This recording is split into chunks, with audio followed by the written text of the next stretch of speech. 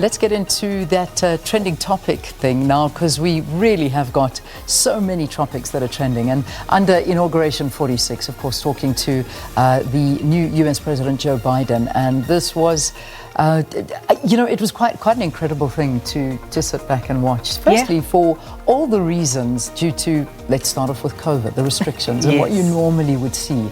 And for me, what I found absolutely incredible was just looking out into a sea of waves. I think waves of flags. About 200,000 flags were in front of the whole building, and it was quite a very incredible occasion to witness under these circumstances. It really was, and all that tightened security and everybody arriving, and it was just not seeing Trump arrive there as well, and having looked at him a bit earlier. That was quite a thing. Oh my gosh! Trump not showing up. Yeah. I had so many thoughts about that. Yeah. But I think in the end, it just epitomized Trump's presidency and who he is. Yeah.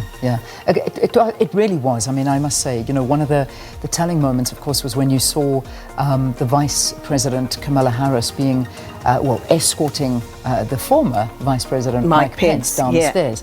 But it should have been the other way around. It should have been the presidents doing that. And there was just none of that. The whole idea is to show the handover. Like, okay, the election happened, the people have spoken, and I hand the power over to you, and we will abide by this. There was none of that taking place. However, I think, I suppose just watching on, I'm not sure, we don't obviously live in America and think amongst how they're feeling right now, but, I think that feeling of, I wonder if they do feel that there was just some business that was not seen to when it came to the closing of those last chapters. You see, it wasn't business as usual. Yeah. Donald Trump made sure of that. Yeah. I mean, yesterday, that departure, with the helicopter landing, and it was all just, a spectacle. But all about him. It was all about him, right so. Up.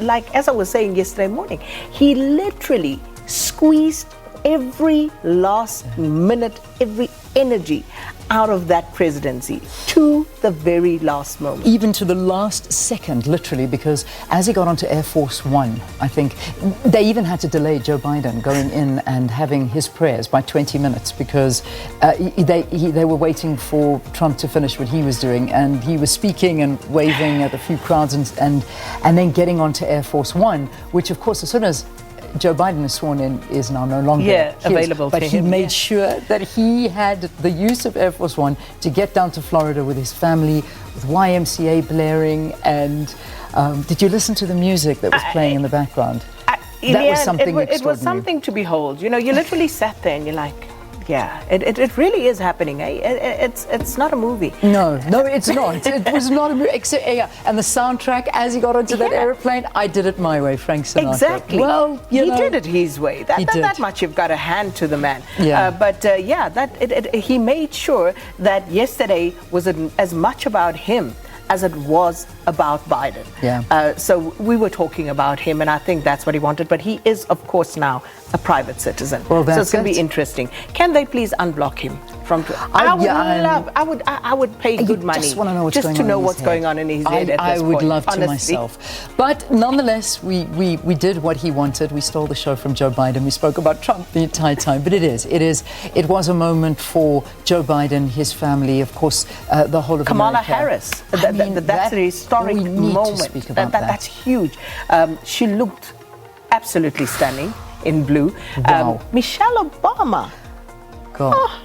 I don't want to say that. Okay, let's not take the focus from Biden and Kamala Harris. But I don't know why, but when the Obamas walk down the stairs, there's something about them. There's something about them. I just my presence and energy. I just had when you get butterflies in your stomach, looking and thinking, oh wow, look at this, the presence they have. But I feel like Kamala Harris has that too, and and they just to see history being made yesterday with Kamala Harris being sworn in as the very first female.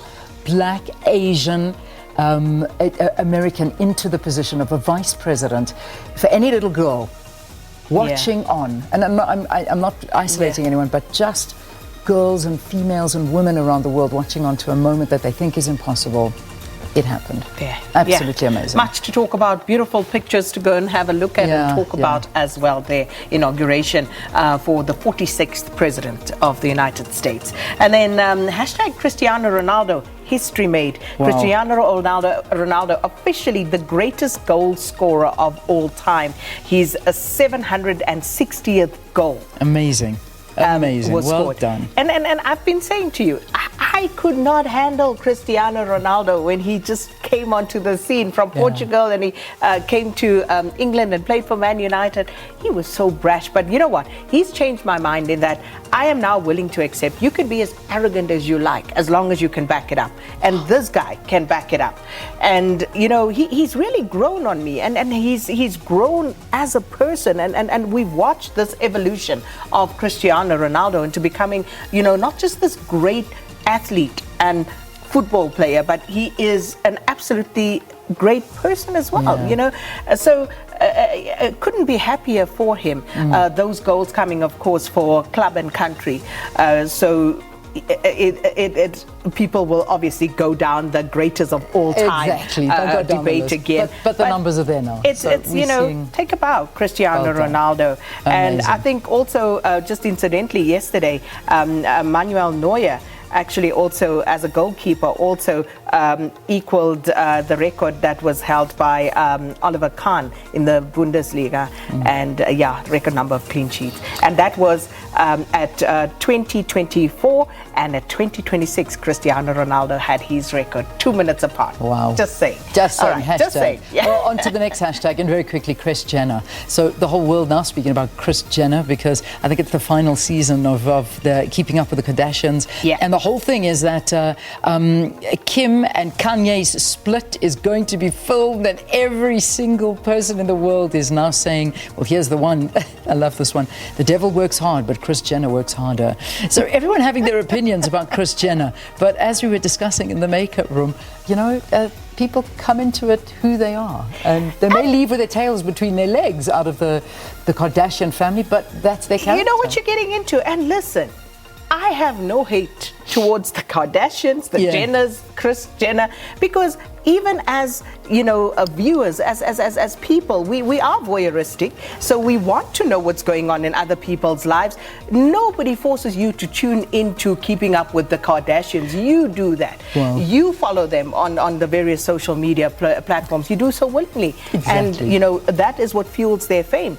And damn, I would take Kris Jenner as a manager. Yeah. Everything she touches turns to gold. I'll take her. Absolutely. Well, we can attest to that. And I can controversial as it may be, you're going to have record tuning ins to watch this breakup. I can promise you. Anyway.